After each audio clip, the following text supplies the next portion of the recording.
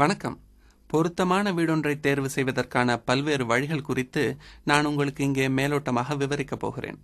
வாடகைக்கு விடுவதற்கு வீடுகள் இருந்தால் அந்த வீட்டின் உரிமையாளர்களும் எஸ்டேட் ஏஜென்ட்களும் அவற்றை உள்ளூர் பத்திரிகைகளிலும் இணையதளத்திலும் விளம்பரம் செய்வார்கள். வீட்டு வாடகையில் அரசு உதவி கிடைக்க உங்களுக்கு தகுதி இருக்கிறதா என்பது தொடர்பாக கவுன்சில் உங்களுக்கு ஆலோசனை வழங்க முடியும். நீங்கள் அணுகக்கூடிய வீட்டு உரிமையாளர்கள் யார் என்றும் அவர்களால் சொல்ல முடியும். விற்பனைக்கான வீடுகள் இருந்தால் அது பற்றிய விளம்பரங்களையும் எஸ்டேட் ஏஜென்ட்கள் வெளியிடுகின்றனர்.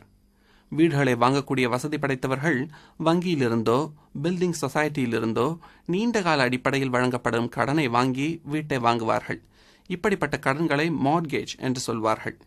வீடுகளை சொந்தமாக வாங்கக்கூடிய வசதி இல்லாத பலருக்கு அரசு உதவி பெறுவதற்குரிய பல திட்டங்கள் இருக்கின்றன. பலரும் வீடு வாங்குவதற்குரிய உதவிகளை செய்ய வேண்டும் என்பது இந்த திட்டங்களின் நோக்கம். அப்படிப்பட்ட திட்டங்களில் ஒன்றுதான் ஷேர்ட் ஓனர்ஷிப் திட்டம். ஒரு வீட்டின் சொத்துரிமையில் ஒரு பங்கை சொந்தமாக வாங்கிக் கொண்டு மற்ற பங்குக்கு வாடகை செலுத்துவது போல அமைந்தது இந்த திட்டம். ஒரு வீட்டை முழுமையாக வாங்குவதை விட குறைவாகத்தான் இதற்கு செலவாகும். பிற்பாடு உங்களுடைய நிதி நிலைமை அனுமதிக்கும் சமயத்தில் வீட்டின் மீதான உரிமை பங்கை நீங்கள் அதிகரித்துக் கொள்ளலாம். ஹோம்பை என்பது இன்னொரு திட்டம். இதன் மூலம் வெளிச்சந்தையில் நீங்கள் வாங்க தேர்ந்தெடுத்த ஒரு வீட்டின் தொகையில் 25% அரசிடமிருந்து நீங்கள் பெறலாம். மற்ற 75% தொகையை நீங்கள் மார்ட்கேஜ் பெற்று செலுத்திக் கொள்ளலாம். பின்னர் அந்த வீட்டை நீங்கள் விற்கும் காலத்தில் முன்னர் அரசிடமிருந்து பெற்ற தொகையை திரும்ப செலுத்த வேண்டும். ஷேர்ட் ஓனர்ஷிப் திட்டத்திலும் சரி, ஹோம்பை திட்டத்திலும் சரி, உங்கள் குடும்ப வருமானத்தை பொறுத்துத்தான் உங்களுக்கு சலுகை கிடைக்குமா கிடைக்காதா என்பது தீர்மானிக்கப்படும்.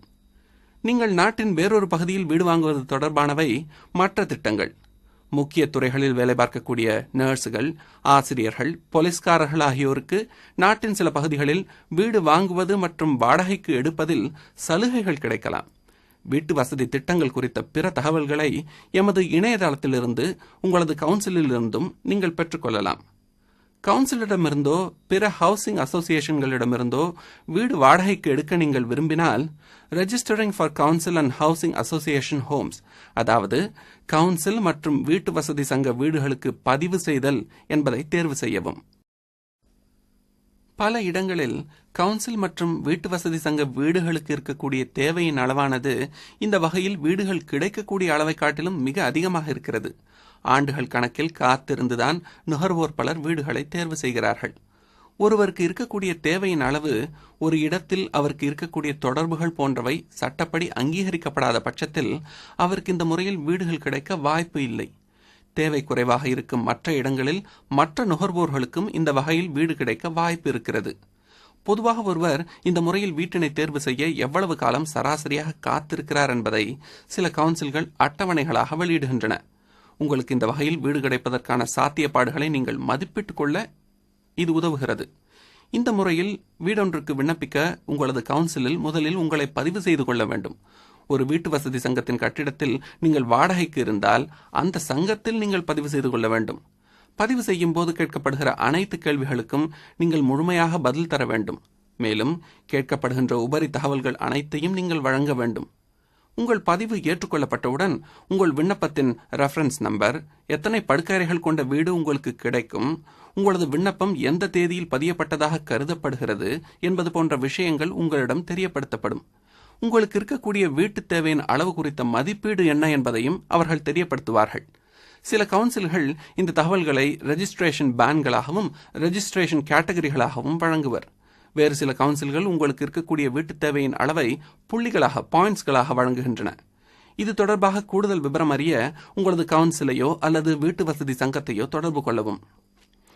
நீங்கள் பதிவு செய்தது அங்கீகரிக்கப்பட்டவுடன் கவுன்சில் அல்லது வீட்டு வசதி சங்கத்தினுடைய சாய்ஸ் பேஸ்ட் லெட்டிங் சர்வீஸை நீங்கள் பயன்படுத்திக் கொள்ளலாம். காலியாகும் வீடுகள் குறித்த தகவல் இணையதளத்தில் விளம்பரப்படுத்தப்படும். சில சமயங்களில் பத்திரிகைகளிலும் செய்தித்தாள்களிலும் விளம்பர கடிதங்கள் மூலமாகவும் கூட அவை விளம்பரப்படுத்தப்படும். ஒவ்வொரு முறையும் விளம்பரம் வரும்போது நீங்கள் வேண்டுமான வீடுகளுக்கு விண்ணப்பிக்கவோ அல்லது விலை கேட்கவோ முடியும். இது தொடர்பாக கூடுதல் தகவல் பெற விரும்பினால் அப்ளையிங் ஃபார் ப்ராப்பர்ட்டிஸ், அதாவது வீடுகளுக்கு விண்ணப்பித்தல் என்பதை தேர்வு செய்யவும். கவுன்சில்கள் சில சமயங்களில் ஒருவர் வீடுகளுக்கு பதிவு செய்வதை பல்வேறு காரணங்களை முன்னிட்டு ஒத்தி போடுகிறது. அவர் வீட்டு வாடகை பாக்கி வைத்திருப்பது அல்லது கடந்த காலங்களில் அவர் சமூக விரோத செயல்களில் ஈடுபட்டிருந்தது போன்றவற்றை இதற்கு உதாரணமாக சொல்லலாம். நீங்கள் பதிவு செய்வது ஒத்தி போடப்படும் என்று கருதினால் அதற்கான காரணம் என்ன, அதனை மாற்ற வழியுண்டா என்பது போன்ற தகவல்களுக்கு நீங்கள் கவுன்சிலை அணுகவும். உங்களது கவுன்சில் அல்லது வீட்டு வசதி சங்கத்தில் நீங்கள் பதிவு செய்திருக்கும் பட்சத்தில் நீங்கள் விண்ணப்பிக்க தகுதி இருக்கின்ற வீடுகளில் எவற்றுக்கு வேண்டுமானாலும் நீங்கள் விண்ணப்பிக்க முடியும். எமது இணையதளம் மூலமாகவும், எமது பல்மொழி தொலைபேசி சேவை மூலமாகவும், டெக்ஸ்ட் மெசேஜ் மூலமாகவும், சில கவுன்சில் அலுவலகங்களில் இருக்கக்கூடிய தொடுதிரை கருவிகள் அல்லது கணினிகள் மூலமாகவும் நீங்கள் விண்ணப்பிக்கலாம். இதில் கவுன்சில் ஊழியர்கள் உங்களுக்கு உதவுவார்கள். எது மூலமாக விண்ணப்பித்தாலும் சரி, ஒரே வகையில்தான் விண்ணப்பங்கள் பரிசீலிக்கப்படும். முதலில் நீங்கள் விண்ணப்பிக்க விரும்பும் வீடுகளை தெரிவு செய்து கொள்ள வேண்டும். எத்தனை படுக்கையறைகள் கொண்ட வீடு உங்களுக்கு தேவை என்று மதிப்பிடப்பட்டிருக்கிறது, உமது விண்ணப்பத்தின் ரெஜிஸ்ட்ரேஷன் பேண்ட், ரெஜிஸ்ட்ரேஷன் கேட்டகரி மற்றும் புள்ளிகள் ஆகியவற்றுக்கு பொருத்தமான வீடுகளை நீங்கள் தேர்வு செய்யலாம்.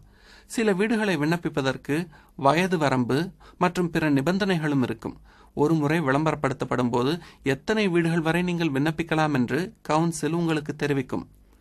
பொருத்தமான வீடுகளை தேர்வு செய்ததன் பிறகு இணையதளம், தொலைபேசி, டெக்ஸ்ட் மெசேஜ் அல்லது தொடுதிரை கருவியை பயன்படுத்தி நீங்கள் விண்ணப்பிக்க வேண்டும்.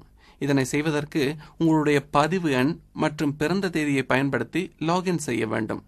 தொலைபேசி மூலம் விண்ணப்பிக்கிறீர்கள் என்றால் கருவி கேட்கும் சமயத்தில் நீங்கள் விண்ணப்பிக்க விரும்பும் வீடுகளுக்கான ரெஃபரன்ஸ் நம்பர்களை அழுத்த வேண்டும்.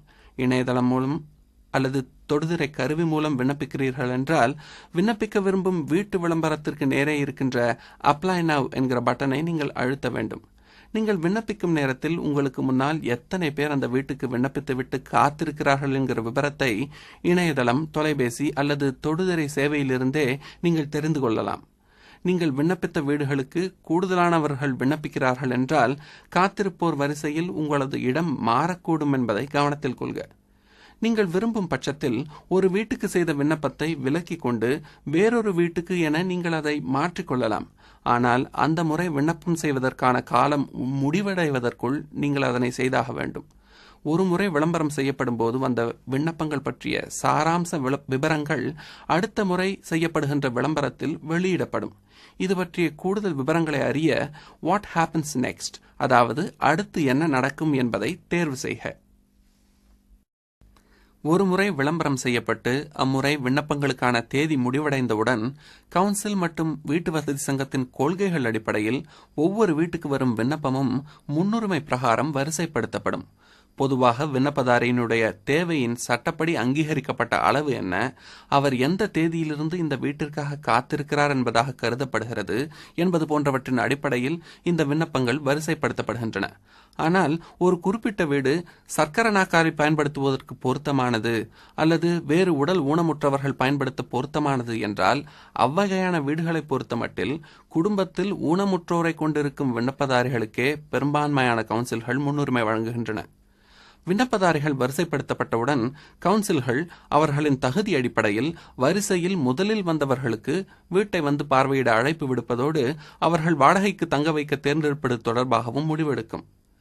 கவுன்சில் ஒருவரை ஒரு வீட்டில் தங்க வைக்க தேர்ந்தெடுத்த பிறகு அவர் வேண்டாம் என்று கூறினால் தகுதி அடிப்படையில் வரிசையில் அடுத்த நிலையில் இருப்பவருக்கு பொதுவாக கவுன்சில் அந்த வீட்டை தரும். நேரத்தை மிச்சப்படுத்தும் நோக்கில் சில சமயம் வரிசையில் முன்னணியில் இருக்கும் ஒன்றுக்கு மேற்பட்ட விண்ணப்பதாரிகளை கவுன்சில் ஒரே நேரத்தில் அழைத்து ஒரு வீட்டை பார்க்க வைக்கலாம். ஆனால் அப்போதும் கூட வரிசையில் முதலிடத்தில் இருப்பவருக்குத்தான் முதலுரிமை. தேர்வு செய்யப்படாத விண்ணப்பதாரிகளுக்கு முடிவை ஒவ்வொருவராக தனிப்பட்ட முறையில் தெரியப்படுத்துவது என்பது கவுன்சிலுக்கும் வீட்டு வசதி சங்கத்திற்கும் கஷ்டம். ஆகவே அது சாத்தியமில்லை. விண்ணப்பதாரிகள் இணையதளத்திற்கு சென்று தங்களது விண்ணப்பங்களின் விவரங்களை மற்றும் அவற்றின் முடிவுகளை தெரிந்து கொள்ளலாம். வந்த விண்ணப்பம் ஒவ்வொன்று பற்றிய விவரங்களும், விண்ணப்ப நாள் முடிவுக்கு வந்த தினத்தில் ஒருவரது விண்ணப்பம் வரிசையில் எந்த நிலையில் இருந்தது என்கிற தகவலும் இணையதளத்தில் இருக்கும். விளம்பரம் செய்யப்பட்ட வீடு ஒன்றுக்கு வந்த விண்ணப்பங்களின் எண்ணிக்கை, முதலில் வந்த விண்ணப்பதாரியின் ரெஜிஸ்ட்ரேஷன் பேண்ட், ரெஜிஸ்ட்ரேஷன் கேட்டகரி, எந்த தேதியில் அவரது விண்ணப்பம் பதியப்பட்டது போன்ற தகவல்கள் அட்டவணைகளாக வெளியிடப்படுகின்றன. வீடு கிடைப்பதற்கு விண்ணப்பதாரி ஒருவர் சராசரியாக எவ்வளவு காலம் காத்திருக்க நேரிடுகிறது என்கிற தகவலையும் சில கவுன்சில்கள் அட்டவணையாக வெளியிடுகிறது. வீட்டு வசதி தேவை அதிகம் இருக்கும் பகுதிகளில் வீட்டு தேவை இருக்கிறது என்று சட்டப்படி அங்கீகரிக்கப்பட்ட குடும்பங்கள் கூட வருடக்கணக்கில் காத்திருந்த பிறகுதான் இந்த வகையில் வீடு கிடைக்கிறது. அதிகம் காத்திருக்க தேவையில்லாத வகையில் பொருத்தமான வீட்டினை தேர்வு செய்ய இடம் தரும் வழிகளை நாட நுகர்வோரில் சிலர் முடிவெடுக்கலாம். வீடு தேர்ந்தெடுக்கக்கூடிய மற்ற வழிகள் பற்றி கூடுதல் விவரங்களை பெற different ways to choose a home, அதாவது வீடு ஒன்றை தேர்வு செய்வதற்கான பல்வேறு வழிகள் என்பதை தேர்வு செய்க.